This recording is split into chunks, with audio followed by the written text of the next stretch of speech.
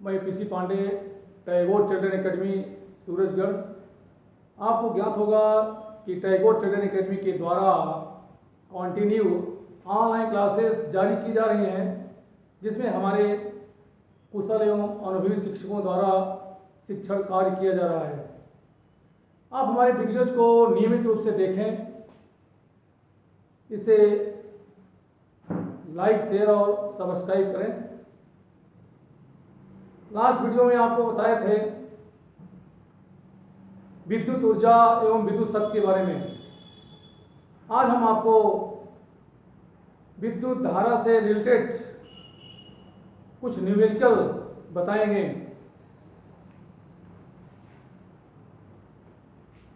पहला क्वेश्चन इसमें है, एक मकान में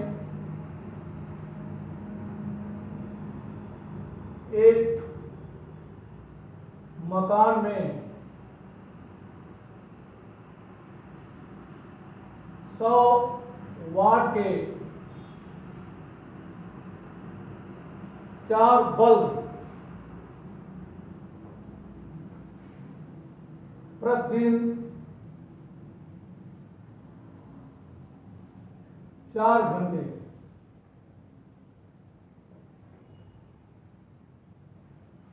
तथा 40 वाट के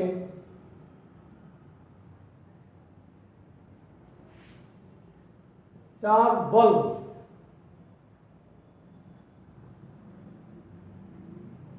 प्रतिदिन 6 घंटे एवं 60 वाट के 2 पंखे, 60 वाट के 2 पंखे प्रतिदिन 8 घंटे चलते हैं।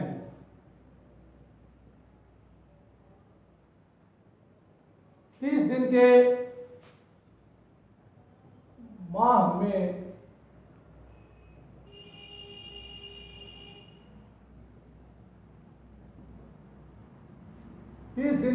में कुल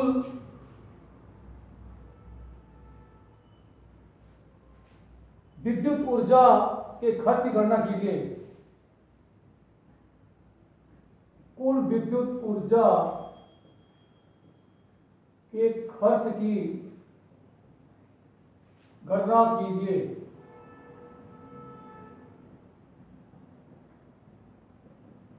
जबकि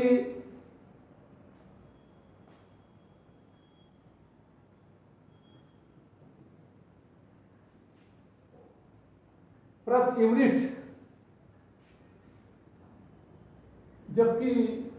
विद्युत खर्च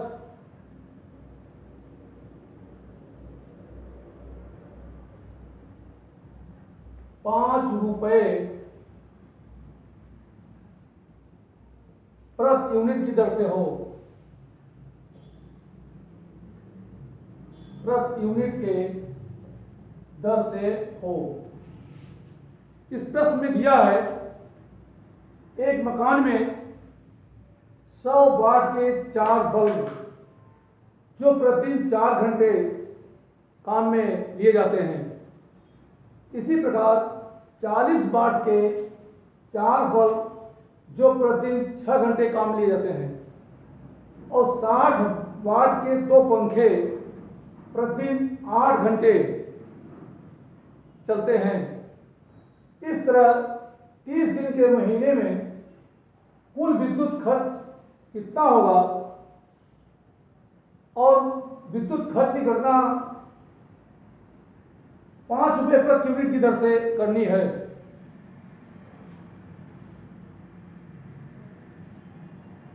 तो सबसे पहले हम कुल विद्युत खर्च ज्ञात करते हैं यूनिट में।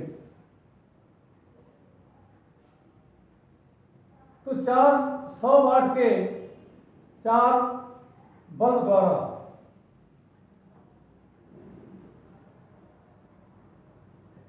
100 वाट के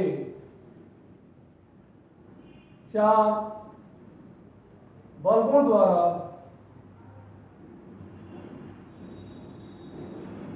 वे ऊर्जा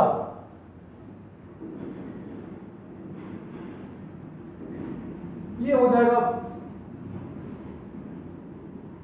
P/1000 के फार्मूले से, जहां P इसमें उपकरण की कुल पावर है, उपकरण की कुल शक्ति है, H ये कितने घंटे तक यूज किए जाते हैं, समय का मान है, D डेज कितने दिन यूज किए जाते हैं। एक बल्ब 100 वाट का है, इस तरह से 4 बल्ब काम में जा रहे हैं, तो 100 वाट के 4 बल्ब हैं, तो इनकी शक्ति 400 वाट जाती है। ये प्रतिदिन 4 घंटे यूज किए जाते हैं और पूरे 30 दिन काम में नहीं रहते हैं। इस तरह कुल खर्च हो जाएगा 400 गुणे 4 इंटू 30/1000। तो इस तरह देखते हैं कि ये जीरो तो कैंसिल हो जाते हैं और कुल खर्च यूनिट में 48 यूनिट आती है। इसी प्रकार 40 वाट के 4 बल्बों के द्वारा वे ऊर्जा 40 वाट के 4 बल्बों द्वारा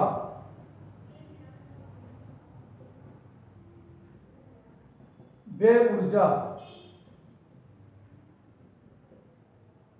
ये इक्वल टू हो जाएगा P/1000। यहां 40 वाट के 4 बल्ब यूज हो रहे हैं, तो एक बल्ब की शक्ति 40 वाट है, तो 4 बल्ब की शक्ति 160 वाट जाती है। और ये 40 वाट के 4 बल्ब प्रतिदिन 6 घंटे काम में आते हैं, जो 30 दिन तक प्रयुक्त होते हैं। इस तरह इनको डिवाइड करते हैं, ये 0 0 हो जाते हैं कैंसिल।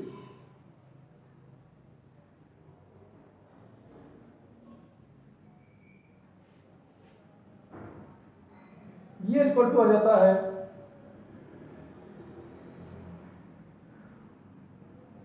5 से इसको 2 से डिवाइड कर देते हैं। अब इसकी वैल्यू प्राप्त हो जाती है 144/5। ये इक्वल टू हो जाएगा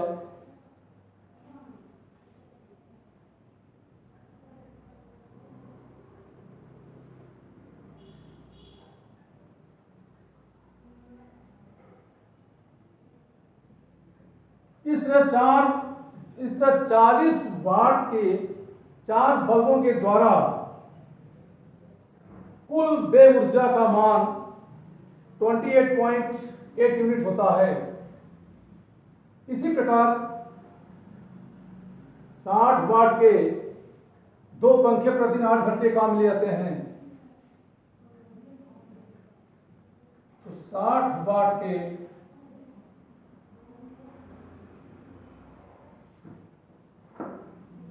2 पंखों के द्वारा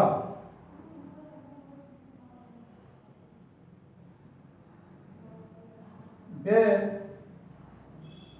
ऊर्जा ये इक्वल टू हो जाएगा P/1000। एक पंखे की शक्ति 60 वाट है, तो 2 पंखे की शक्ति 120 वाट जाती है और ये प्रतिदिन 8 घंटे काम में जाते हैं। तो इस तरह 30 दिन प्रयोग करने का कुल खर्च ये इक्वल टू जाएगा 120 इंटू 8 इंटू 30/1000। ये 2 जीरो तो 2 जीरो इससे कैंसिल होते हैं। इस तरह इसकी वैल्यू 144/5 यानी इसकी वैल्यू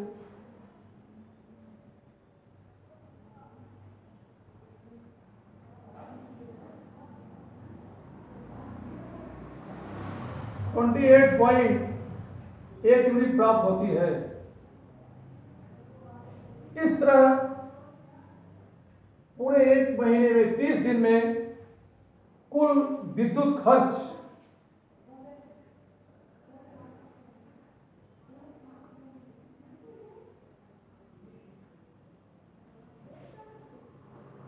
अतः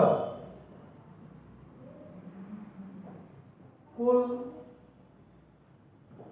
विद्युत ऊर्जा 48 प्लस 28.8 प्लस 28.8 यानी इसकी वैल्यू जाएगी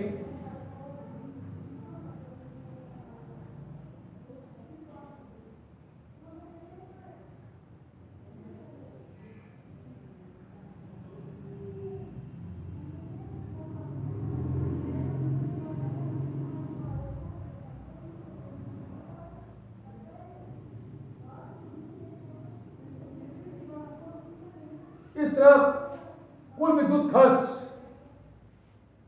105.6 यूनिट प्राप्त होती है। अब विद्युत खर्च निकालना है, इसकी कास्ट जो है कितनी होगी, तो 5 रुपए प्रति यूनिट की दर से कुल खर्च, इसलिए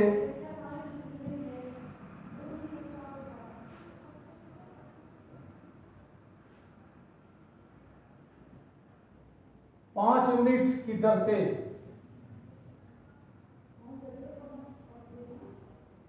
5 यूनिट 5 रुपीज 5 रुपए प्रति यूनिट की दर से कुल खर्च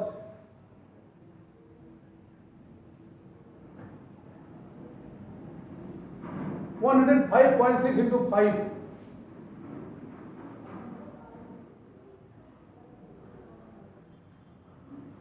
तो कुल खर्च 528 रुपए होते हैं।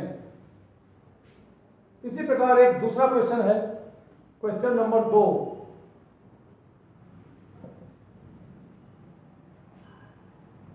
एक कार के संचायक बैटरी, एक कार के संचायक बैटरी एक कार के संचायक बैटरी का विद्युत वाहक बल 12 वोल्ट है। यदि इसका आंतरिक प्रतिरोध, यदि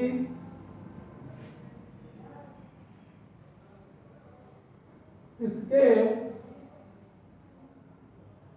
आंतरिक प्रतिरोध का मान,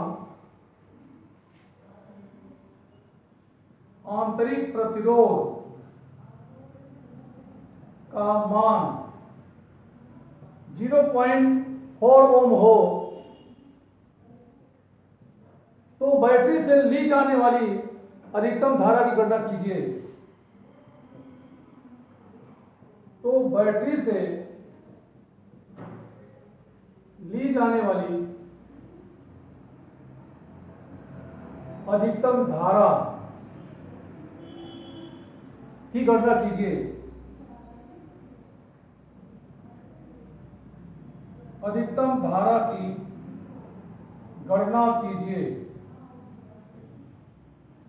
यहां प्रश्न में देख रहे हैं कि कार के संचायक बैटरी का विद्युत वाहक बल 12 वोल्ट है, इसके आंतरिक प्रतिरोध का मान 0.4 ओम है, तो बैटरी से ली जाने वाली अधिकतम धारा की गणना कीजिए। बैटरी से अधिकतम धारा का प्रवाह तब होगा जब बाह्य प्रतिरोध का मान 0 हो। वैसे हम जानते हैं कि किसी परिपथ से प्रवाहित धारा I is equal E by R plus capital R plus small r होता है। यहाँ बैटरी का विद्युत वाहक बल 12 वोल्ट है तथा इसका आंतरिक प्रतिरोध 0.4 ओम है। अधिकतम धारा के लिए R का मान 0 होना चाहिए। अगर बाह्य प्रतिरोध का मान 0 है तो इसमें अधिकतम धारा का मान E बाई R होगा, अर्थात इसकी वैल्यू 12.0.4 यानी 120/4 इज इक्वल 30। इस तरह बैटरी द्वारा अधिकतम 30 एम्पीयर की धारा प्राप्त की जा सकती है। इसी प्रकार एक दूसरे क्वेश्चन को बताते हैं।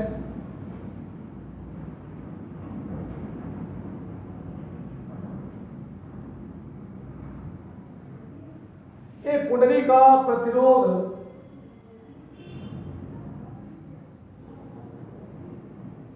क्वेश्चन थर्ड, एक कुंडली का प्रतिरोध 4.2 ओम है।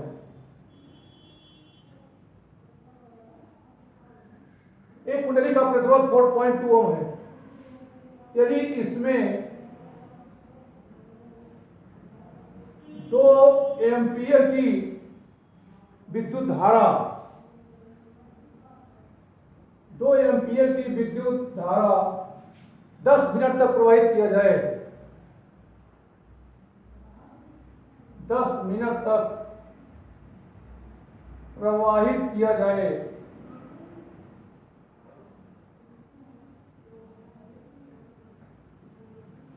तो कुंडली से उत्पन्न कुल ऊष्मा का मान कैलोरी में ज्ञात कीजिए। तो कुंडली से उत्पन्न कुल ऊष्मा का मान कैलोरी में ज्ञात कीजिए।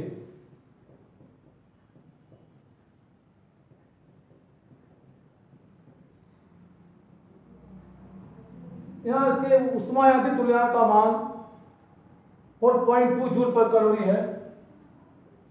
इस प्रश्न में देखते हैं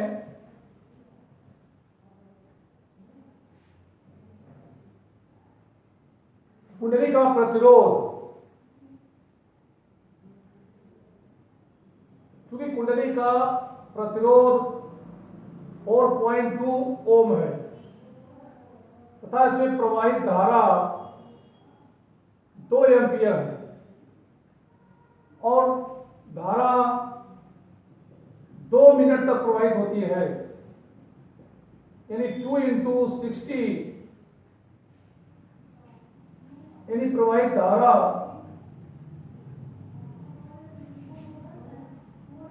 1200 सेकंड तक की जा रही है। तो प्रतिरोध का मान 4.2 ओम, प्रवाहित धारा I 2 एम्पीयर तथा समय का मान 100। इसमें प्रवाहित धारा का मान 10 मिनट है। अतः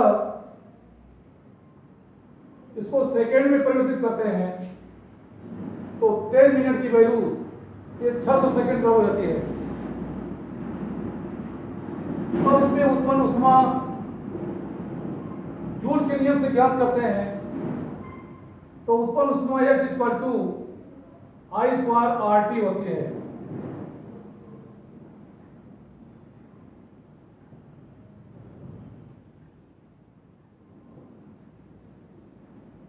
तो आई वैल्यू 2 रखते हैं, 2 square into 4.2 into 600, 4 into 4.2 into 600, ये जो वैल्यू आती है उत्पन्न उष्मा का मान जूल में। अगर इसे कैलोरी में रूपांतरित करना है तो हम जानते हैं कि 4.2 joule equal to 1 calorie, 1 calorie equal to 4.2 joule के इक्वल होता है। अतः इसको कैलोरी में चेंज करने के लिए इसमें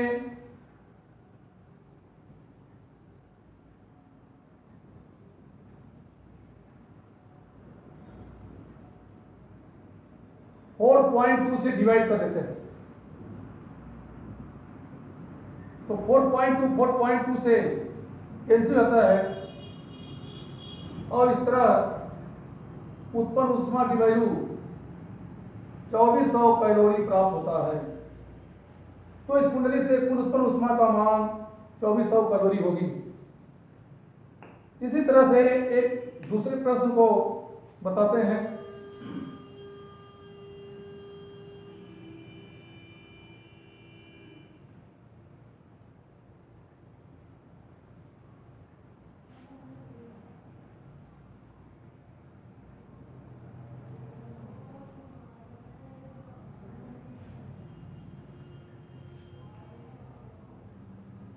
बिंदुओं ए व बी के बीच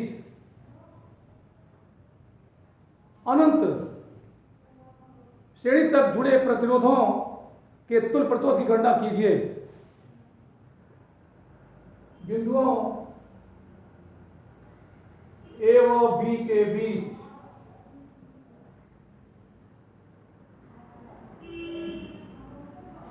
अनंत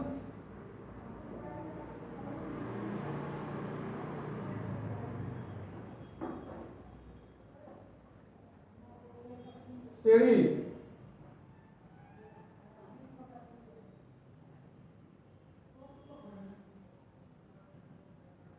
जुड़े प्रतिरोधों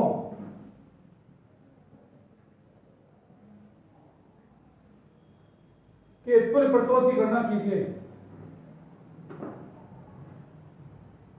के तुल्य प्रतिरोध की गणना कीजिए।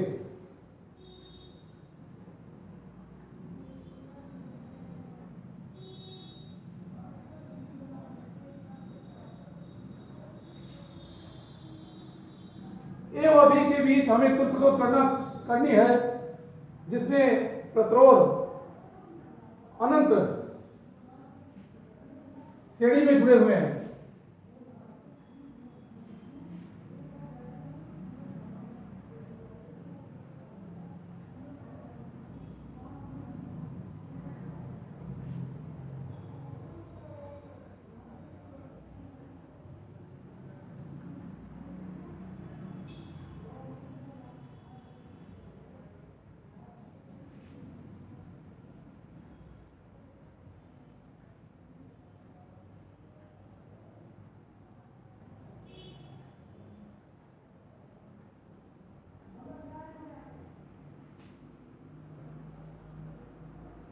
तो बिंदु ए और बी के बीच 8 ओम के प्रतिरोधों को जोड़ा गया है। यह श्रेणी एक अनंत के रूप में है।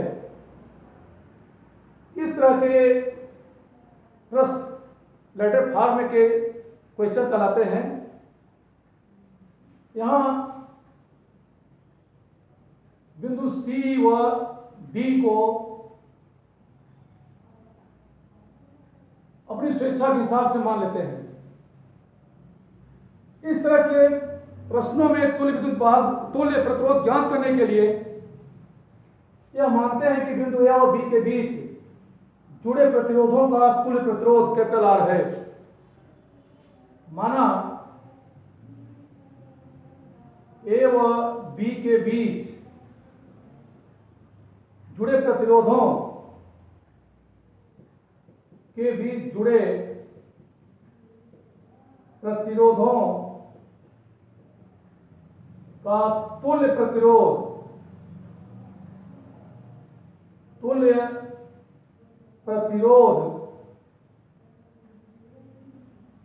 R है। ए व बी के बीच जितने भी प्रतिरोध जुड़े हैं, इन सभी प्रतिरोधों का तुल्य प्रतिरोध कैपिटल R लेते हैं। यदि इसमें प्रारंभ के दो प्रतिरोधों को छोड़ दिया जाए, तो प्रारंभ के दो प्रतिरोधों को छोड़ने के पश्चात भी हम देखते हैं कि बिंदु C व D के आगे जितने भी प्रतिरोध हैं, ये भी अनंत पदों तक जुड़े हुए हैं। तो इस तरह प्रथम दो प्रतिरोधों को छोड़ने के पश्चात भी शेष प्रतिरोधों के तुल्य प्रतिरोध का मान भी कैपिटल R ही होगा। प्रथम दो प्रतिरोधों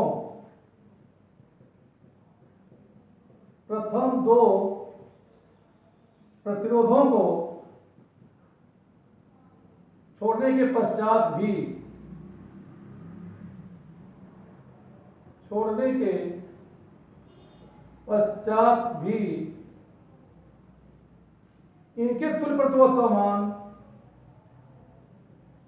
इनके तुल्य प्रतिरोध का मान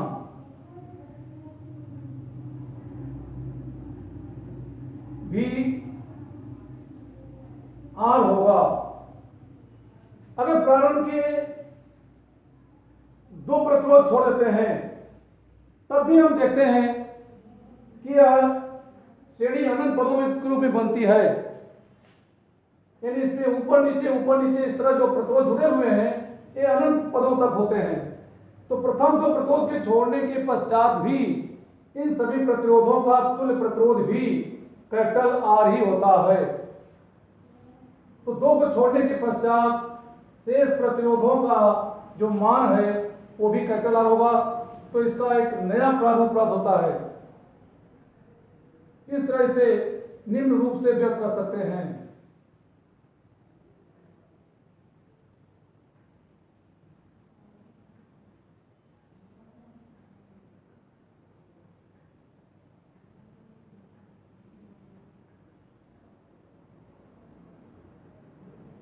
तो बिंदु ए व बी के बीच प्रारंभ के दो प्रतिरोध R और ओम के थे।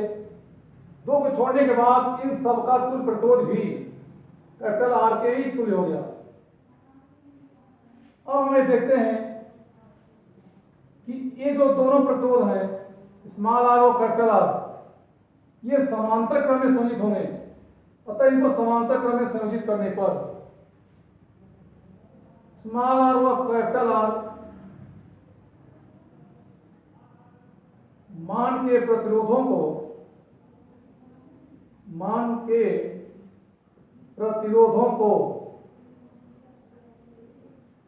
समांतर क्रम में संयोजित करने पर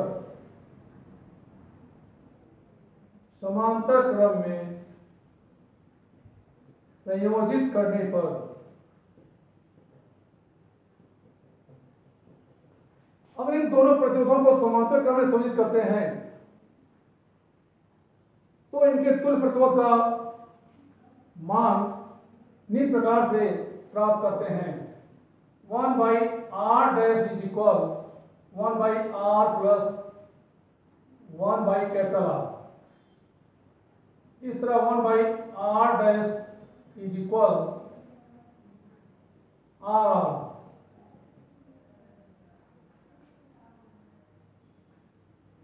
या r dash is equal R by R plus R होता है। इसे समीकरण एक रूप में ले लेते हैं। अब इन दोनों प्रतिरोधों को समांतर क्रम में संयोजित करते हैं, तो इन दोनों प्रतिरोधों के स्थान पर जो तुल्य प्रतिरोध प्राप्त होता है उसका मान R डैश होता है। तो इसे हम पुनः निम्न प्रकार से दर्शाते हैं।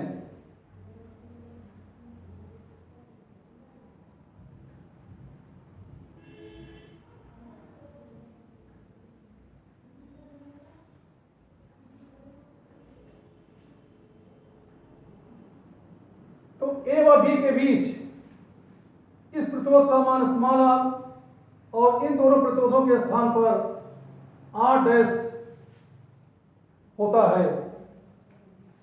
इसे निम्न प्रकार से भी दर्शा सकते हैं।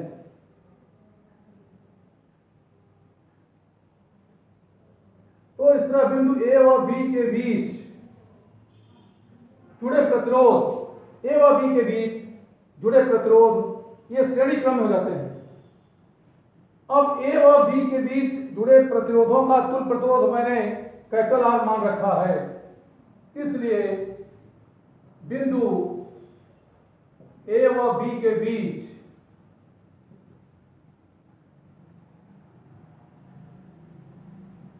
तुल्य प्रतिरोध के बीच जुड़े प्रतिरोधों का तुल्य प्रतिरोध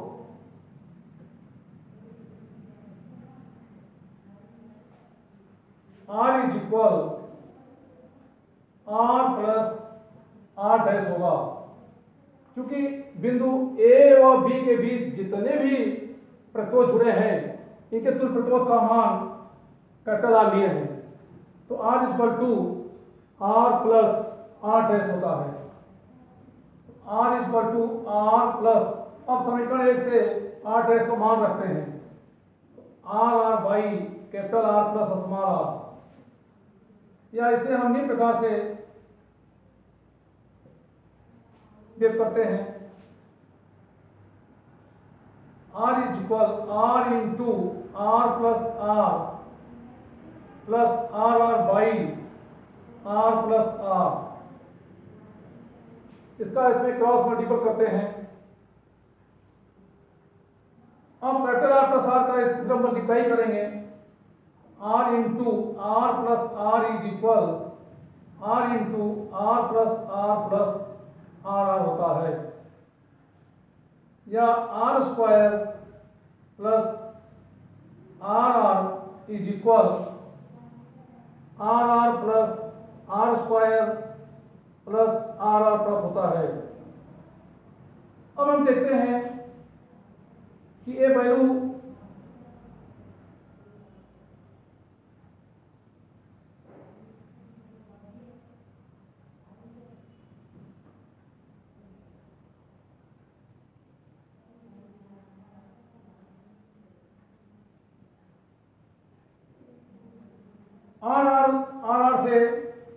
R से मल्टीप्लाई करते हैं तो R plus R square plus R प्राप्त होता है। तो R वैल्यू से कैसे होती है, तो इस तरह से R square is equal R square plus R प्राप्त होता है। अब इसे द्विघाती समीकरण के रूप में व्यक्त करते हैं, तो इसकी वैल्यू हो जाएगी R square minus R square is equal 0। यह एक द्विघाती समीकरण के रूप में प्राप्त होता है।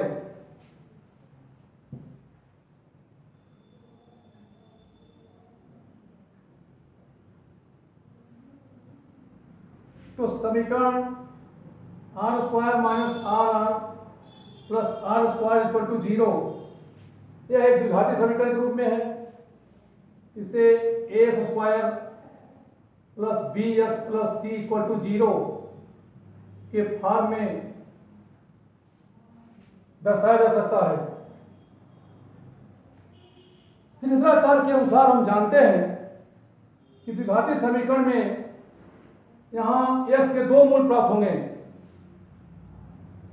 तो श्रृंखलाचार्य के अनुसार चूंकि x के दो मान आते हैं जिसके मान s equal to minus B plus minus under root B square minus 4ac by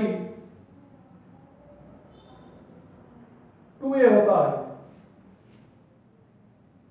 अगर इस श्रृंखलाचार्य फार्मूला के अनुसार ए बी सी की वैल्यू ज्ञात करें तो दिए गए ऊपर के समीकरण से यहां a इक्वल टू 1, क्योंकि यहां पर x ये चर पद है, x के दो वैल्यू प्राप्त होती हैं। इसी तरह ऊपर वाले समीकरण में r चर पद है तो यहाँ पे कैपिटल आर के 2 मान आएंगे। अब आर स्क्वायर एस स्क्वायर का गुणांक ए है, तो यहाँ पे आर स्क्वायर का गुणांक 1 होगा, तो ए के स्थान पर 1। इसी तरह से बी के स्थान पर माइनस आर तथा सी के स्थान पर माइनस आर स्क्वायर प्राप्त होता है। इस तरह से आर के कैपिटल आर के 2 मान प्राप्त होंगे, जिसका मान माइनस बी के स्थान पर रखते हैं, तो बी की वैल्यू माइनस आर है, तो माइनस माइनस प्लस यानी R plus minus under root B square यानी आर स्क्वायर माइनस 4ac। तो इसका मल्टीप्लाई करेंगे तो minus minus plus 4r square by 2a यानी 2 प्राप्त होता है। तो r is equal to r plus minus under root 5r square by 2 प्राप्त होता है, जिसका मान r is equal r plus minus, इसमें से r कॉमन लेते हैं, r स्क्वायर का स्क्वायर रूट लेते हैं, तो ये होता है r इंटू अंडर रूट 5/2। लेकिन यहाँ पे अगर पॉजिटिव वैल्यू लें तो capital R is equal to r plus r under root 5/2 होगा, यानी r is equal to r इसमें से कॉमन लेते हैं तो 1 plus under root 5/2 into r इतना ओम प्राप्त होता है। तो इस तरह से बिंदु A और B के बीच तुल्य प्रतिरोध का मान 1 plus under root 5/2 into r प्राप्त होता है। अब हम एक दूसरा क्वेश्चन बताने जा रहे हैं।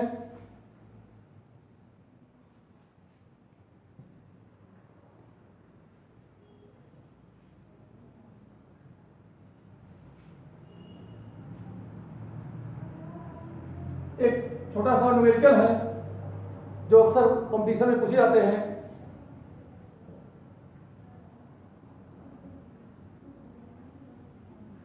$220 वोल्ट था 100 वाट के 220 वोल्ट तथा 100 वाट के एक विद्युत बल्ब को 110 वोल्ट के विद्युत स्रोत से जोड़ते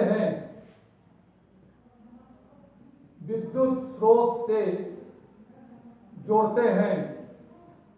तो बल्ब द्वारा व्यय शक्ति ज्ञात कीजिए। तो बल्ब द्वारा व्यय शक्ति ज्ञात कीजिए।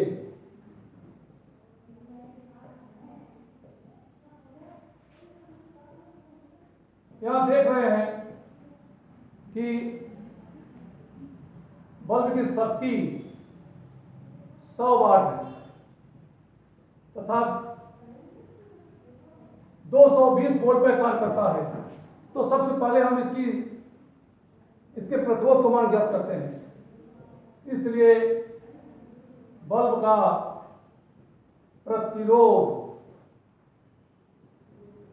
R इज इक्वल, वैसे हम सूत्र से जानते हैं कि शक्ति P इक्वल टू V²/R होता है। तो यहां से R इज इक्वल बल्ब का प्रतिरोध R इज इक्वल V²/P होगा। तो बल्ब का प्रतिरोध पहले ज्ञात करते हैं। R equal to 220 into 220/100, 0 0 cancel होते हैं। इस तरह बल्ब का प्रतिरोध 484 ओम प्राप्त होता है। तो बल्ब का प्रतिरोध 484 ओम प्राप्त हुआ। अब बल्ब द्वारा व्यय शक्ति ज्ञात करते हैं। तो बल्ब द्वारा व्यय शक्ति P dash is equal B dash square by R। यहाँ पर V डैश की वैल्यू 110 वोल्ट है, क्योंकि इसे 110 वोल्ट के स्रोत से जोड़ते हैं। तो P dash is equal 110 square by 484।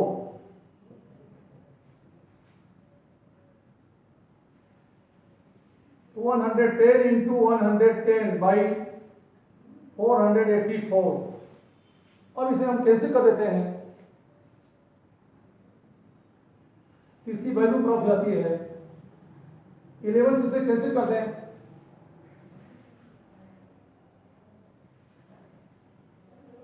तो ये वैल्यू प्राप्त हो जाती है 44। पुनः इसे कैंसिल करें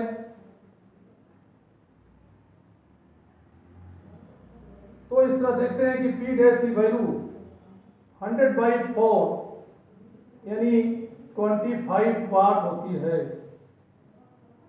तो इस तरह आज की क्लास यहीं समाप्त करते हैं। फिर नेक्स्ट वीडियो में आपको मिलेंगे। Thank you.